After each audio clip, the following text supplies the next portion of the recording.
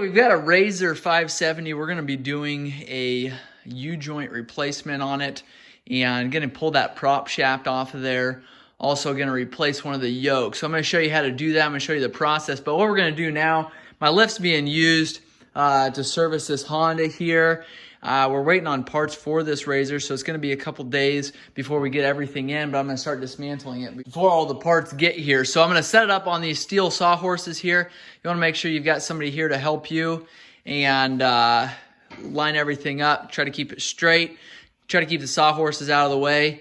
And Z-Man right here, it's going to be the one that figures out where these sawhorses need to go. So we're going to get these positioned. We're going to set this RZR up here, and hopefully we don't dump a RZR on its side.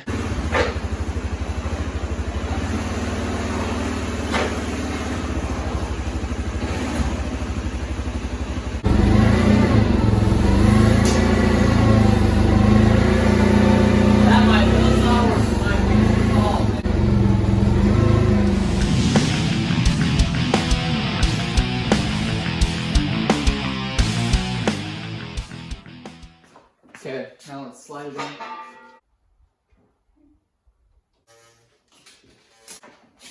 We got it to fit. Thumbs up. Now, we're going to dismantle this thing. Yeah, you're exactly right. That's the belt cover. Good job. They're just screws. And there is a gasket in behind there. This is a rubber gasket.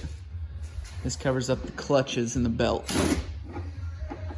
All the way around that needs to come off. We got to pull that clutch cover, and behind there is your prop shaft, but it's clear down. This is the joint that we're replacing here, and that yoke there. All right, we're going to continue digging into this RZR 570. We've got all the clutch cover bolts off, and then we're going to actually take and pull this cover off. Besides spraying a little bit of WD-40 on here, I'm just going to take and soak all of this, and then we're going to go up now and go to the front, and I'm going to show you how to remove that one. And then I'm going to take, we haven't removed seats or the center console or anything. I'm going to see if we can do it without removing that. So bear with me as we start taking this apart here. Not sure which angle it's going to be easier for you to see. I'm going to set you on the right-hand side here, and then we're going to start removing this joint here. So both of these yokes will come off of here. This shaft that goes all the way to the back there. We'll get ready to pull that off of there. What we're doing here, there's a roll pin in the front here. Goes in this yoke, and then it goes through our differential, the shaft that goes into our differential there. We're actually going to take it and remove that roll pin there. I'm going to try hitting it from the other side. We may have to come back and hit it from this side. I'm going to take and spin it to a spot where that roll pin can come all the way out. I've got a longer punch here. Got 3 different punches that I'm going to use, and I've got 3 different reasons. This one's a little bit longer one. That's going to help us get started. You don't want one that's going to spread that roll pin out. So if this has got a good point on it here, what that's going to do is spread that roll pin out. It's going to make it harder to push out because it's actually going to expand in that yoke. This one here has got a good solid end on it. It's just not going to go all the way through. Same with this. It's got a good end on it here to start it, but it won't go all the way through. I'm thinking this one here is going to go all the way through. It's going to be large enough to where we're not going to expand that roll pin there. Okay, we're all the way out. I don't know if you saw that shoot out of there, but pop that roll pin all the way out. That's what it looks like there. It's a roll pin. It's basically a wound up piece of metal there shoved through there. Obviously, don't try to wind up a piece of metal and shove it through there. You want to use the one that's specific for that size. If there's movement at all, it's going to allow that shaft to move around on there. The more that it starts moving, the worse that it's going to get, and you're going to destroy some shafts and some yokes there. So make sure you got the right part in there. I like to replace these when I do it. Now we're going to go back to the back end there. We've got a slip joint in the rear, and I'm hoping that's going to allow us enough room to pull this yoke here off that differential. And actually what I'm going to do before I do that, I'm going to show you the other side. Okay, I'm going to show you this side here. We've got a tie rod in the way there, but you can see our joint in there behind that tie rod. And if I lowered you down, you could probably see a little bit better. But I'm going to take a small crowbar there and just kind of put a little pressure on there to make sure that that yoke is going to push off of that differential. I'm not sure we're going to have enough room in the back to go all the way, and it might bind up back there. So I'm actually just going to take a couple times here, slide that back and forth, basically just to get some movement there. Again, you want to make sure you don't damage that differential while you're doing this. Make sure you're not twisting that drive shaft or anything, or your crowbar there on your drive shaft, so you're not damaging that. I think you're going to be able to see better from the other side. Okay, I should have done the whole thing from this angle here. You can see we've got a roll pin hole there on the yoke, and then it goes through that drive shaft there coming out of that differential. I'm going to lift up a little bit. I think that's going to allow us enough room to pull that off of our differential there. It looks to be like we're going to have to pull that center console there. I thought maybe we could get away with not doing that. So I'm going to go up now. I'm going to show you in the footwell there where we remove the seats there, and then we'll remove all the bolts there. All right, there's the interior. We're going to pull these seats off. There's a handle on the back. Go ahead and remove that. Pull up on that handle there. Take and remove the seat. To do the same on the other side, there's a handle on the back. Then we've got Torx all the way around this center panel here. I think what's happening is up here, if you can see, we're actually, the drive shaft goes right down the center of this, and I think we're not able to get that from side to side good enough to be able to pull that drive shaft off of that front differential. Once we get that center console off, we actually have to remove the shifter knob. We got a small Torx down in there. You can pull that knob off of there, and now we're going to be able to slide that center console completely off there. We've got room now to move that drive shaft where we need to go, and then we can actually take and probably just pull it right off of the back there. Just make sure you don't hit it on that front differential and damage up that seal that's there. Now, just by pulling it about 3 inches off there, we've disconnected it from that rear. Now we've got it disconnected off that front differential. Now we're going to take and pull it off this. We've got it removed off the rear differential as well, or that rear transmission, but our clutch is going to be in the way. We also have our brake sensor here that I've gone over in a separate video that may be in the way, but I'm just going to remove that clutch. It might be easier to do that than mess with that brake sensor and try to and accidentally break that off. So 17 millimeter. Don't forget the plastic spacer that's supposed to be in there. You got a washer and then a lock washer there. We've got our clutch puller. Take and spin that in. Let me know if you need this clutch puller here. All right, we popped that clutch off there. We can remove this puller at this time.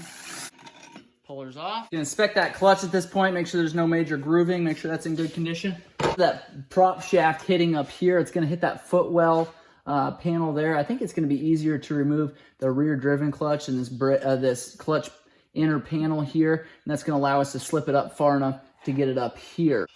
So we're going to remove that belt at this time. Then we're going to take and remove that clutch. And this clutch here, you don't need any special tools for.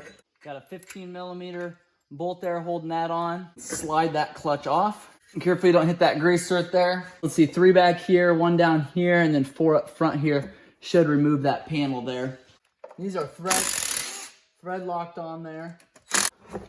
You've got 1 up here holding the cables on. We take and put this nut back on there. Now we can take and pull this housing off. We have an air duct up here. Okay, we'll take and pull that hose off of there. Now we'll be able to come underneath here and take this and go ahead and finish pulling this panel off. You got your stabilizer in the back here that you need to try to maneuver around, and then take that cover off just like that. Now we've got our engine here. We've got our transmission here. Now we've got plenty of room to just take and pull that prop shaft back. You might have to wiggle it to get it around some stuff up front there. We'll be able to just take and continue pulling it back just like this. We've got our prop off of there. We've got the front drive yoke here, as well as the U-joint. Obviously, you can tell the amount of slop that we have, and you'll be able to see when these start just falling apart when we're disassembling them. We're going to take a screwdriver here. There's 4 clips, 1 on each cap. We've got to remove those. And sometimes what happens is they'll just spin around, and that'll probably happen at some point. So I'll show you what to do when that happens. But if you can tap on one side, take and pull them out. I like to put my hand over the top so they don't shoot everywhere. Our new assembly, our U-joint assembly will come with new ones. But I just don't like to have these scattered all over the shop there. So we've got 1 out. And just find the end, tap on it, and then get in behind there and pry it open, or pry it out of there. Got all 4 of those out there. Now what I like to do is I'll take and I'll just tap on the yoke itself, being careful. You don't want to slam on it too hard, but just take and tap on it, and it'll take and tap these caps out. You can see by tapping on it there, this cap will just kind of push itself out. I don't like to do them all at once. I go around and make sure they're all broke free.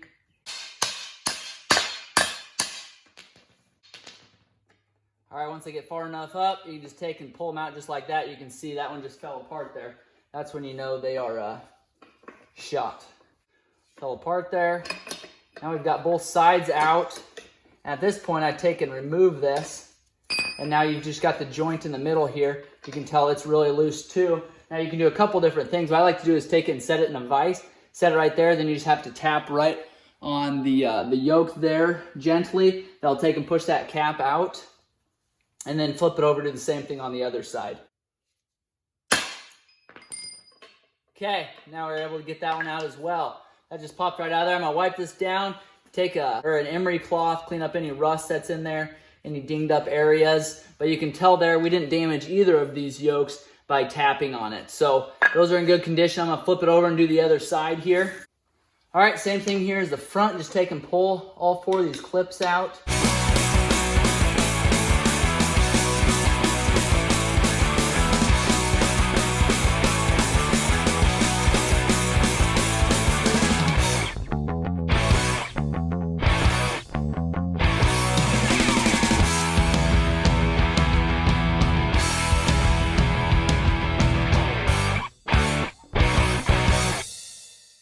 Rear prop shaft, we've got our yoke here. We're going to slide on. It's going to look like that. We've got our U-joint here. We ordered these from All Balls. They're a company that has been making U-joints for a long time, as well as CV shafts. Just a trustworthy company that makes a great product. There's a lot of knockoff aftermarket brands that are not high quality. The pins don't fit right. They make them way too universal. They've got everything here that you need. They've actually got the roll pin. They've got the grease earth there. A couple different angles of grease certs depending on what you want. They've got the clips there. And then obviously the actual joint itself with the caps in there. So you can take and pull these off at this point. I try to be careful so that none of those pins in there will lose their spot. If they do, it's not the end of the world. It just adds a little bit more work. So if you can take them off there carefully, don't beat them around too much. You can go ahead, take that piece. I like to take and put the grease cert facing forward. Just makes it a little bit easier to get to. Now you can take and put the cap on this side here and slide it down. And I like to take and push it in as far as it'll go there. And then flip it over, do the same thing on this side here. Now I like to take and pull up on this slightly, but not all the way, because I like to keep it in there so that those roll pins will stay in place there, those roller bearings. And then you should be able to slide it up and down just like that. Now you can take and put it in a vise.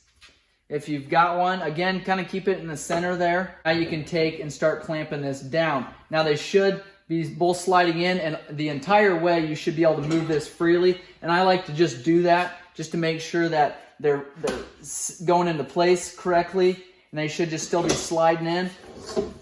Continue to tighten it down there. Again, that should still be able to move. A lot of times one will get there before the other. As soon as you've got one that you can get a pin in, you can put that in, and then take, and as long as you know you can get it in there, just take and set it there and slide it into place. It looks like we need to go a little bit farther there. Oh, it popped into place there. You want to verify that it's going to fit all the way in there. Then you can take and still clamping down on this one. And you may not be able to get it all the way in. You can't get it. It seems like it's just not going any farther. You can take and pull off of there. Again, making sure it's still moving freely. I take and I'll just tap on it. And then it still is free there.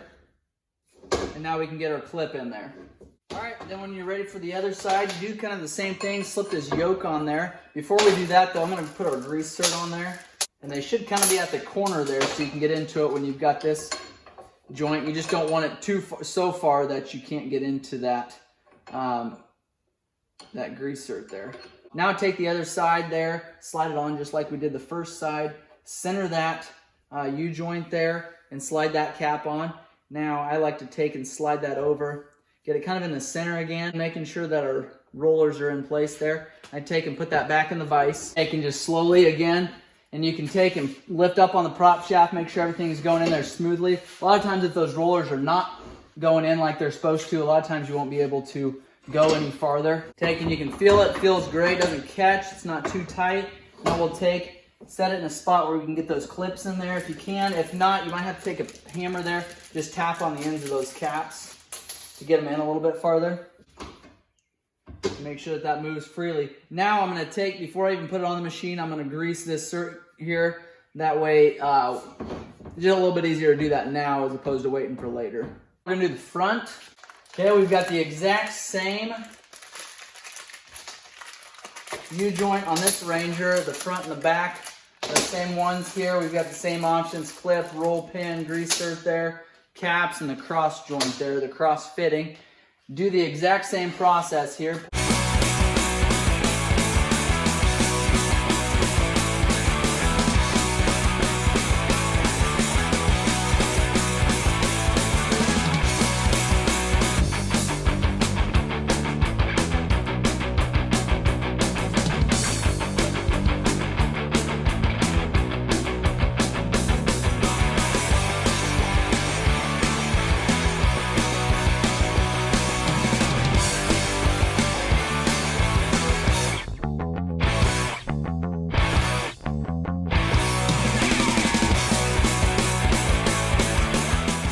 All right, we've got our prop ready to go back in here. I'm gonna make sure it's all cleaned off. I'm gonna shove it through there. I'm gonna take and I'm gonna go to the front here.